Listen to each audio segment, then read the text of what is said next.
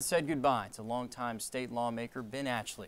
Atchley served in the state house for 4 years in the 1970s, then in the state senate from 1977 until 2004. He died Wednesday at the age of 88. Today, hundreds of mourners paid their respects to the late lawmaker. For decades, the Republican was known as Gentle Ben because of his kind and diplomatic style. His friends and colleagues remember him as a unifier who would get things done.